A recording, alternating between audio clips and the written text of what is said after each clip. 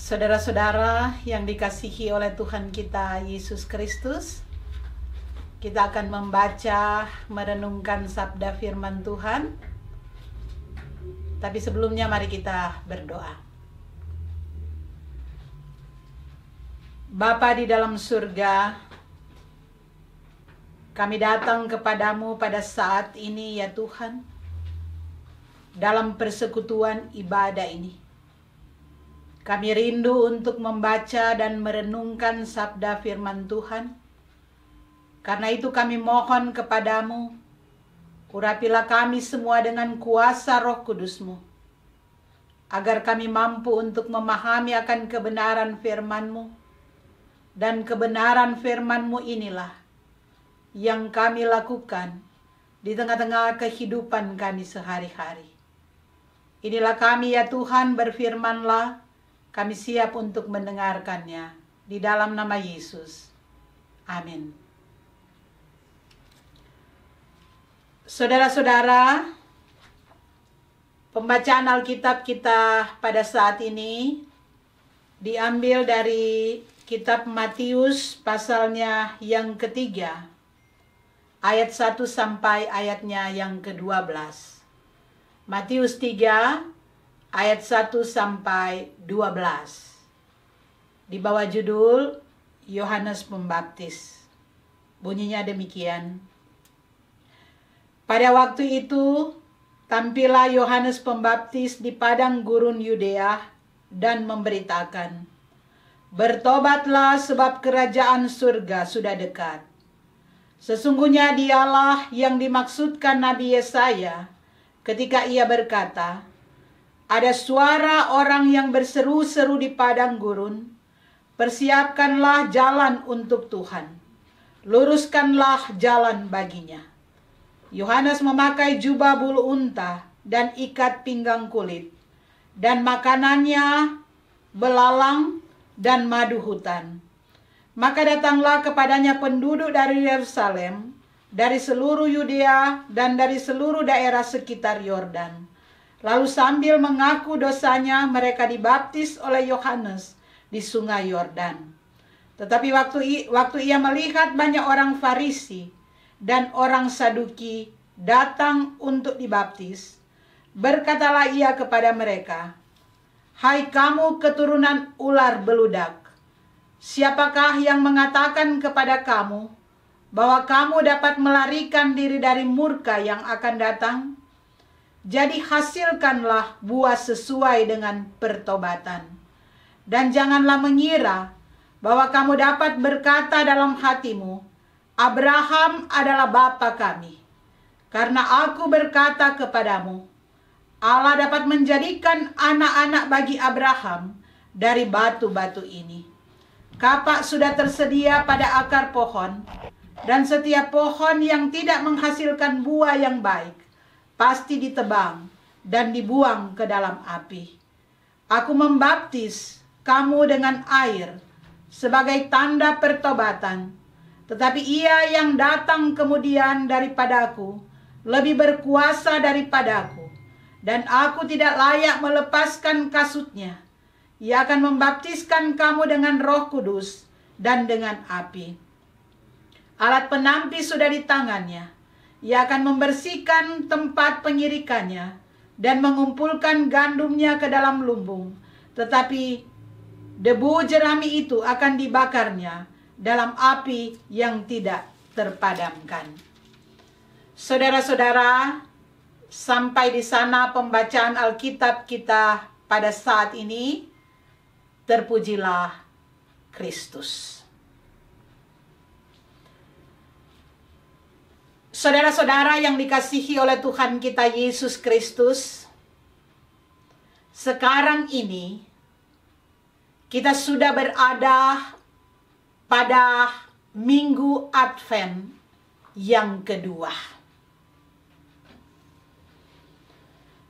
Jadi pada saat ini adalah merupakan masa-masa penantian kita akan kedatangan Tuhan Yesus.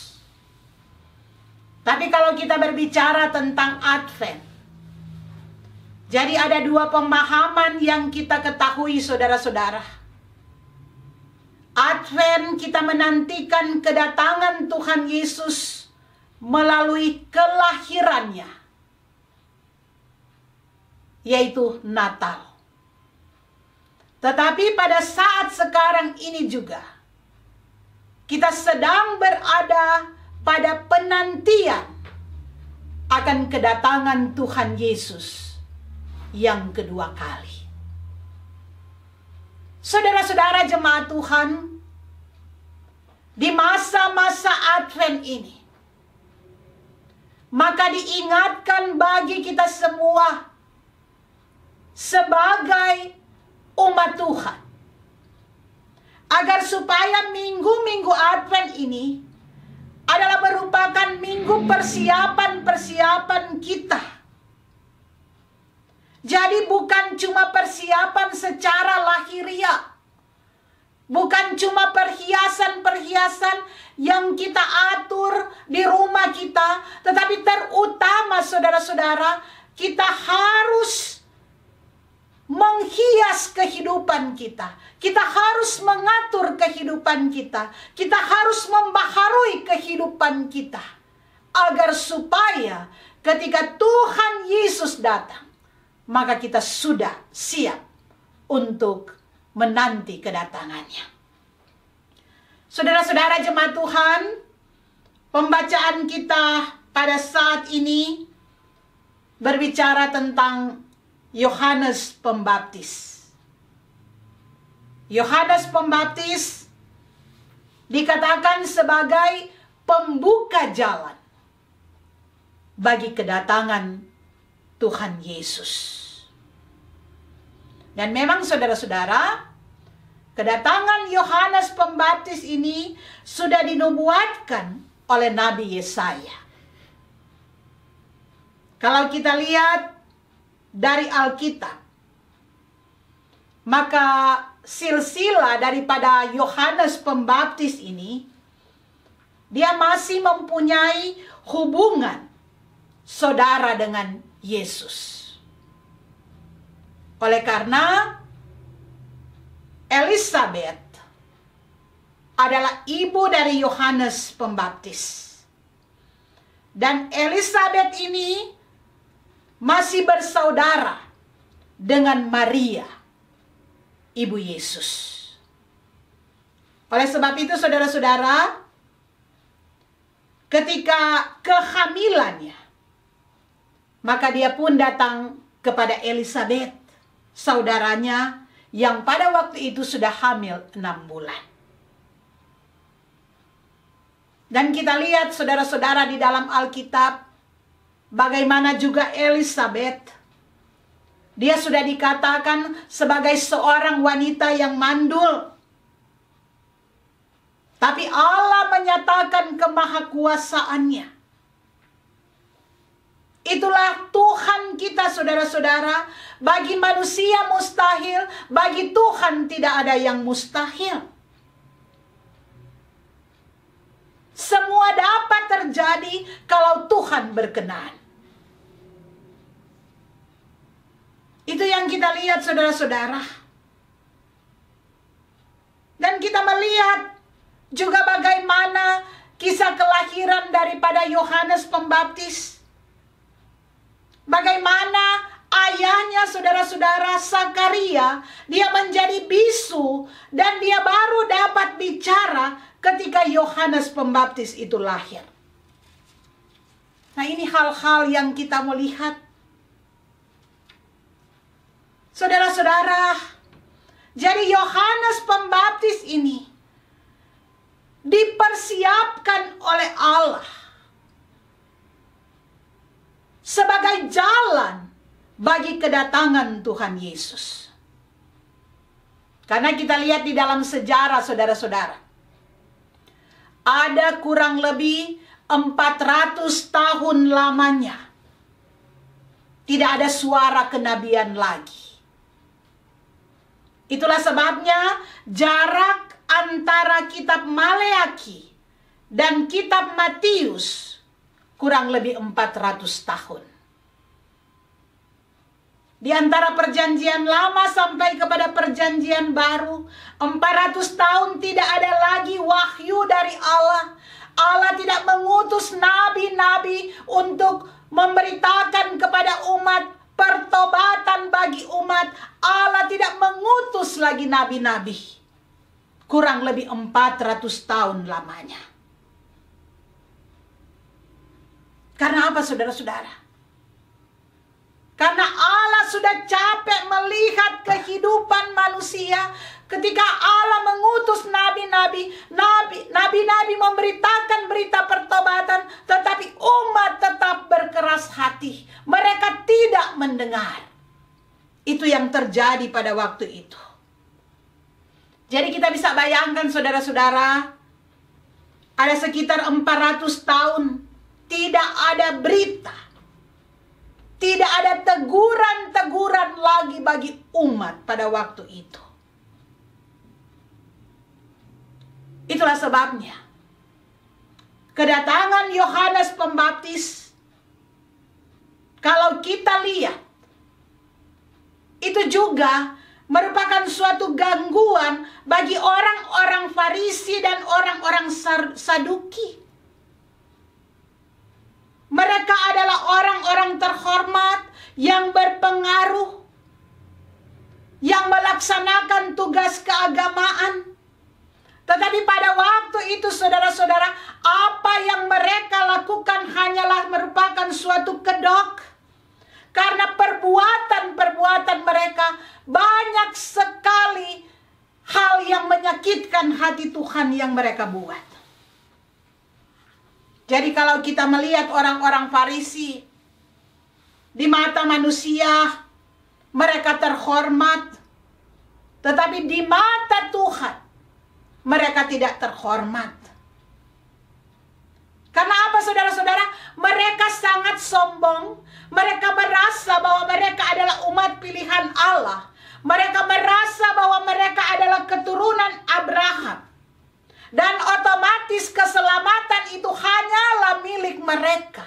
Itu yang menjadi pemahaman mereka pada waktu itu. Tapi saudara-saudara, ternyata kita melihat Tuhan tidak menilai seseorang dari statusnya. Tetapi Tuhan menilai seseorang itu dari hatinya, dari sikap hidupnya. Itulah sebabnya kita lihat di dalam pembacaan kita, saudara-saudara,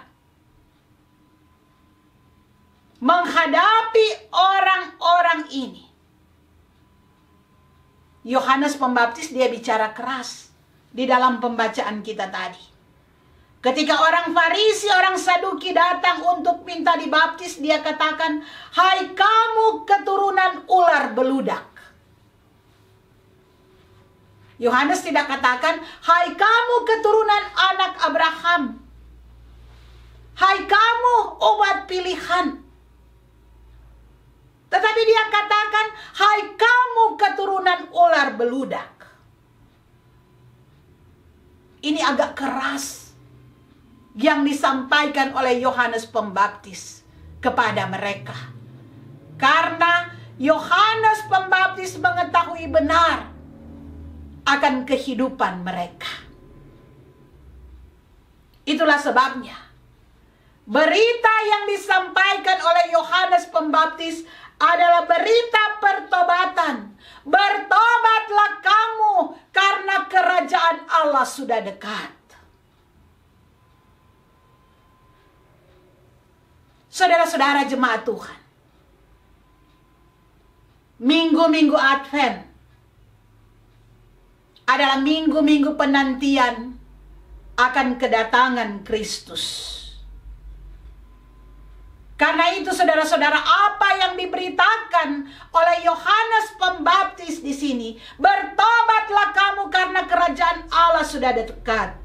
Berita ini juga mau disampaikan kepada kita semua sebagai anak-anak Tuhan. Jadi saudara-saudara, minggu-minggu Advent ini adalah minggu pertobatan, minggu perubahan hidup, minggu perubahan sikap, minggu perubahan pola-pola pikir yang salah. Kita harus perbaiki. Karena itu dalam bahasa Yunani adalah metanoia, yang berarti berubah pikiran atau merubah pemikiran. Pemikiran-pemikiran yang salah dibetulkan. Jadi saudara-saudara, pertobatan, perubahan, itu berarti kita mengizinkan Tuhan untuk merangkul kita, memeluk kita. Kita mengizinkan Tuhan untuk mengatur akan kehidupan kita. Jadi saudara-saudara, Yohanes Pembaptis di sini, ketika dia mau membaptis, dia menyerukan dulu untuk bertobat. Baharui dulu itu diri, baharui dulu itu sikap. Begitu juga di dalam kehidupan kita. Kita sudah dibaptis. Kita sudah menjadi pengikut Yesus. Mengaku pengikut Yesus. Apakah di dalam kehidupan kita ada pembaharuan sikap? Apakah kita masih melakukan hal-hal yang menyakitkan hati Tuhan, baik di dalam kehidupan keluarga, di dalam kehidupan persekutuan antar sesama manusia? Marilah saudara-saudara, minggu-minggu Advent ini merupakan minggu perenungan bagi kita. Biarlah kasih Kristus yang menguasai kehidupan kita. Saudara-saudara yang Tuhan Yesus kasihi, jadi firman Tuhan pada saat ini mau mengingatkan kita jangan menjadi seperti orang-orang Farisi yang dikatakan oleh Yohanes Pembaptis sebagai keturunan ular beludak. Biarlah kita saudara-saudara mau merubah kehidupan kita. Karena bisa saja saudara-saudara seperti orang-orang Farisi, mereka aktif di dalam keagamaan tetapi tidak ada pembaharuan di dalam hati, di dalam sikap mereka, di dalam hidup mereka. Kenapa saudara-saudara kalau sedekat-dekat Natal begini selalu kita lilin dinyalakan? Lilin adalah merupakan gambaran suatu kehidupan yang diterangi oleh terang Kristus. Dalam arti ketika di minggu-minggu Advent ini, ketika kita masih hidup di dalam kegelapan dunia, kita rubah itu semua agar kita hidup di dalam terang Kristus. Jadi Kristus yang harus memerintah di dalam hidup kita.